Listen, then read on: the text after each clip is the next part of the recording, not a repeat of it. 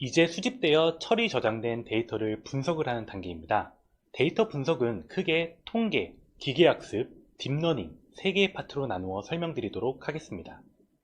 통계 분석에서 딥러닝으로 진화할수록 데이터 유형의 복잡도는 증가하게 되며 분석 기법도 고도화가 됩니다. 또한 기계학습 및 딥러닝으로 진화할수록 다양한 유형의 데이터를 다양한 예측 방식으로 활용할 수 있기에 비즈니스의 활용도와 미래의 잠재적 가치는 증가할 수 있습니다. 먼저 통계 분석에 대해서 알아보도록 하겠습니다. 통계 분석은 관심 대상인 모집단의 특성을 파악하기 위해 표본을 수집하고 표본의 자료를 요약하고 또한 표본 자료를 이용하여 확률을 통해 모집단을 추론하는 학문입니다. 모집단에서는 표본을 추출할 때 확률적 표본 추출 방법과 비확률적 표본 추출 방법이 있습니다. 확률적 표본 추출 방법은 모집단에 속한 모든 단위가 표본으로 선택받을 확률을 동일하게 가지고 있는 경우를 의미합니다. 그리고 이 과정에서 무작위로 추출되게 됩니다. 비확률적 표본 추출 방법은 모집단에 속한 모든 단위가 표본으로 선택받을 확률이 정확하게 결정되지 않은 상황에 적용됩니다.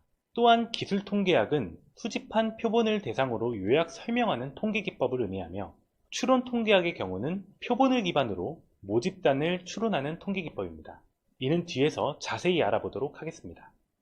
통계 분석의 사용 목적은 바로 우리가 전수조사 등 모든 모집단을 대상으로 조사하면 더 정확하고 신뢰성 있는 결과를 얻을 수 있지만 모든 분석 대상의 모집단을 추출하기에는 비용과 시간적인 제약이 발생하게 됩니다.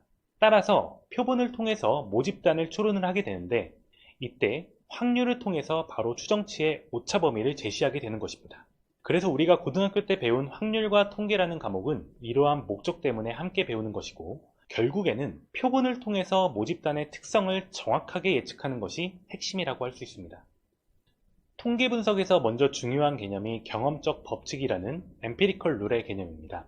경험적 법칙이란 이미 표본의 평균들은 모집단 평균을 중심으로 모이는 경향이 있다는 것으로 통상적으로 중심에서 표본 편차만큼 떨어진 범위 A 안에 68.26%가 속하며 표준 편차의 2배만큼 떨어진 범위인 B 안에 95%가 속하고 마지막으로 3배만큼 떨어진 범위인 C 안에 99.7%가 속한다는 일종의 경험적 법칙입니다. 따라서 이를 통해 통상적인 95%, 99%의 신뢰 구간 등을 설정할 때 활용되게 됩니다. 통계 분석은 추출된 표본을 기반으로 모집단을 추정하는 것이기 때문에 반드시 100% 정확한 일치값을 가질 수 없습니다. 이는 반드시 에러가 발생한다는 의미이고 이러한 에러는 확률의 개념으로 접근을 할 수 있을 것입니다. 표본이 몇 %로 모집단과 같은 것을 의미하는 것이 바로 신뢰 수준이고 반대로 잘못된 결과가 몇 %이다 라고 표현하는 것을 바로 유의 수준이라고 합니다. 이러한 신뢰 수준과 유의 수준의 개념을 알고서 가설 검정의 절차에 대해서 알아보도록 하겠습니다. 통계 분석은 크게 두 가지로 나뉠 수 있습니다. 바로 차이 검정과 관계 검정인데요. 여기서 먼저 차이 검정은 집단 간의 비교를 나타내는 것이고 관계 검정은 집단 간의 관계에 초점을 맞춰 분석을 하는 것입니다. 각 항목에 대해서는 다음 장부터 알아보도록 하겠습니다. 차이 검정과 관계 검정은 다음과 같이 세부 항목으로 나뉘어질 수 있습니다.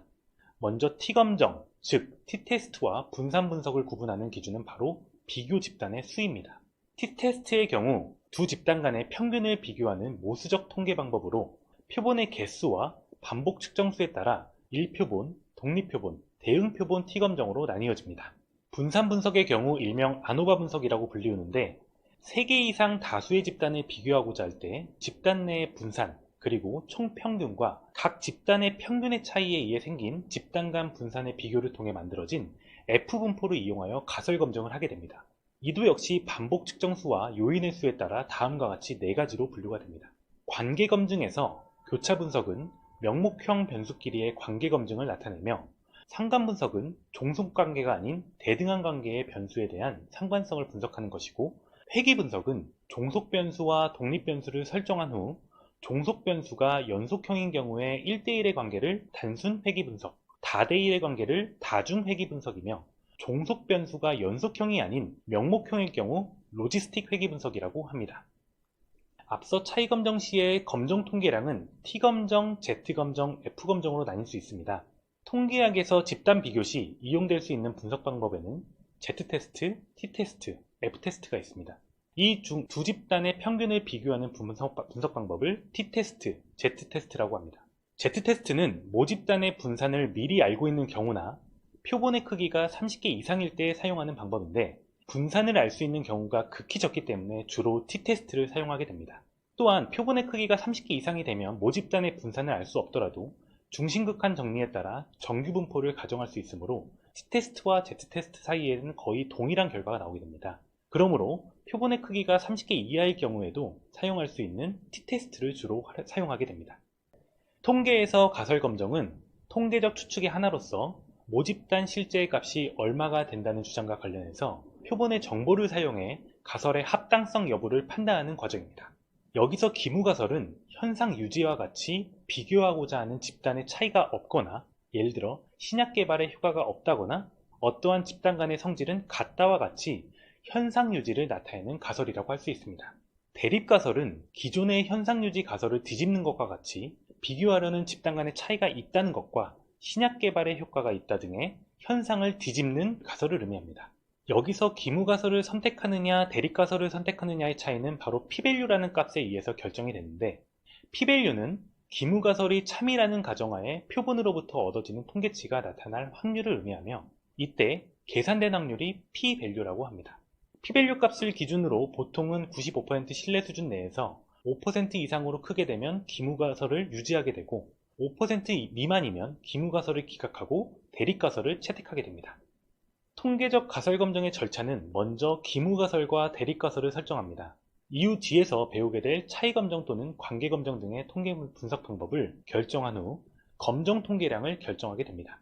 검정 통계량의 경우 가설 검정 방법을 Z검정, T검정, 분산 분석, 카이-제곱 검정 등으로 함에 따라 검정 통계량은 달라지게 됩니다. 이러한 검정 통계량을 결정 후에는 앞서 배운 개념인 유의 수준을 어느 범위로 할지 결정하게 되며, 통계 툴 등을 활용한 통계 분석을 통해 검정 통계량을 계산하게 되고, 검정 통계량의 P값을 바로 우리가 정한 유의 수준과 비교하여 유의 수준보다 크면 기무가설을 유지 및 채택하고, 검정 통계량의 P값이 유의 수준보다 작게 되면 기무가설을 기각하고 대립가설을 채택하게 됩니다.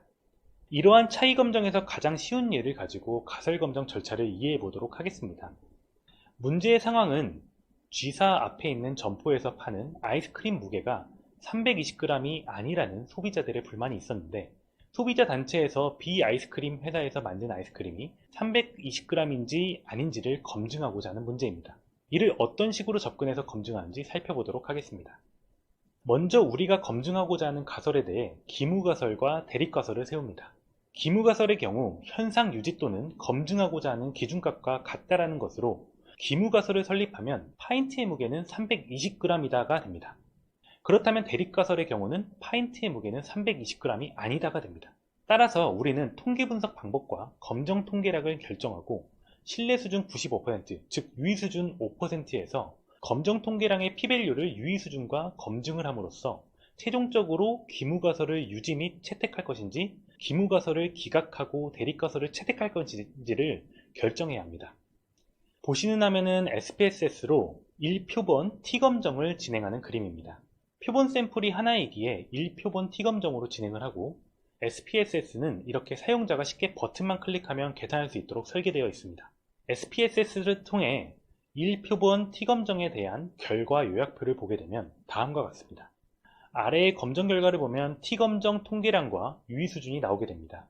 이때 유의 수준이 양쪽으로 검정을 하게 되면 0.05가 아닌 0.025가 기무가설을 채택할지 기각할지에 대한 기준점이 됩니다. 따라서 해당 결과를 요약한다면 샘플의 평균값이 295.4이고 T검정은 마이너스 12.25로 검정 통계량의 P밸류인 316.02 임계층 값보다 작게 형성이 되어 해당 기무가설을 기각하고 대립가설을 채택하게 됩니다. 따라서 우리는 이러한 1표본 T검정을 적용해서 G사 앞에 아이스크림 가게의 용량은 320g보다 통계적으로 유의하게 적다라고 할 수 있습니다. T검정과 분산 분석의 기타 종류들은 예시를 작성해놨으니 해당 경우와 예시를 참고하면 될 것 같습니다. 표본 집단의 수와 측정 반복수에 따라 방법이 달라지기에 검정 방법마다 언제 적용이 되는지를 알아야 할 것입니다.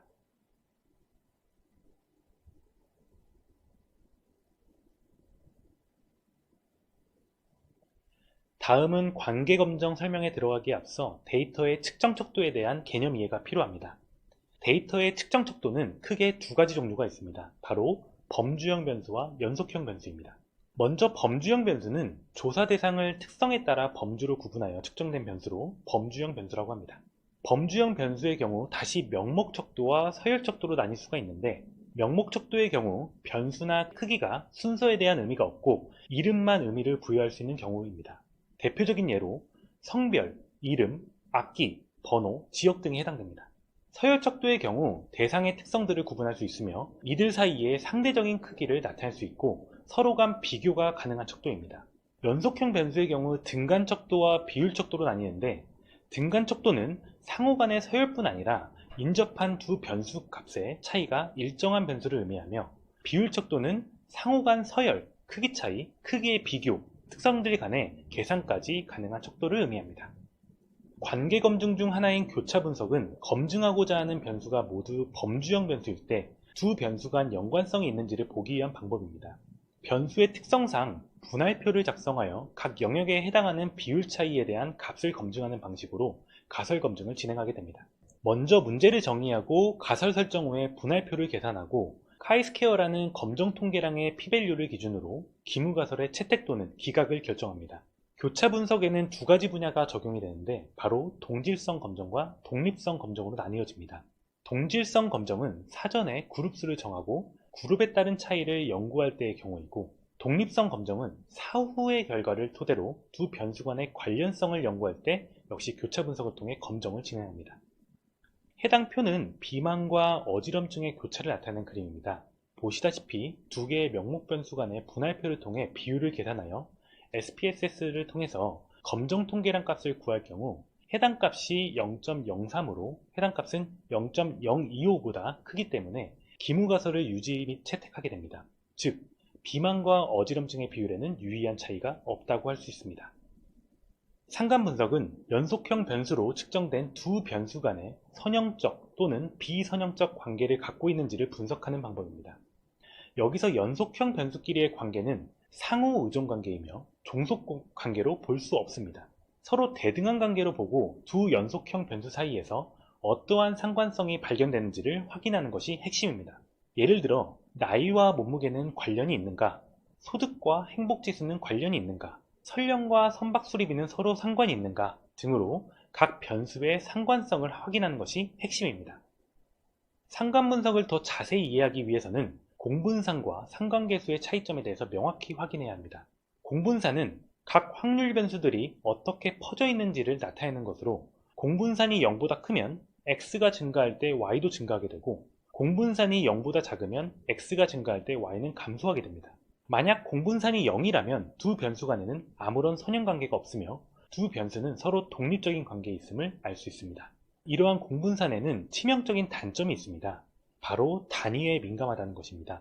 예를 들어 100점 만점의 두 과목의 상관성이 낮고 10점 만점의 두 과목의 상관성이 높은 경우에 100점 만점 단위의 변수가 상관성이 낮음에도 불구하고 척도 기준으로 상관성이 더 높아 보일 수가 있습니다.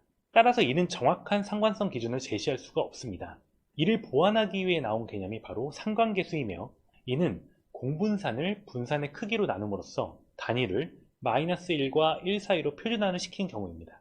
상관계수의 경우는 절대값이 절대로 1을 넘을 수가 없으며 1에 가까울수록 양의 상관관계, -1에 가까울수록 음의 상관관계, 0이면 두 변수 간의 상관성이 없다라고 판단을 할 수 있습니다. 상관관계에서 산점도는 두 개 변수 간의 관계를 통해 선형이나 비선형 형태를 확인해 봄으로써 방향성과 강도를 알 수 있습니다. 보시는 그림과 같이 상관계수가 -1부터 1까지 분포되었을 때 높은 상관성과 낮은 상관성, 그리고 상관성이 없는 것을 확인할 수 있습니다. 이렇게 상관계수에 따른 상관정도를 분석함으로써 두 변수가 유사한 관계인지 아니면 반대의 관계인지 또는 아무런 관련이 없는지도 확인할 수 있습니다. 통계분석 관계검정의 마지막 파트로 회귀분석에 대해서 알아보도록 하겠습니다. 회귀분석은 우리에게 많이 친숙한 방법이기도 하죠. 회귀분석은 독립변수 x에 대하여 종속변수인 y 사이의 관계를 수학적 모형을 이용하여 규명하는 것입니다. 회귀분석은 회귀식 도출을 통한 예측과 두 변수 사이의 영향관계를 설명하기도 합니다. 회귀분석의 종류는 크게 세 가지가 있습니다. 단순회귀, 다중회귀, 로지스틱 회귀 분석으로 총 3가지가 있는데요.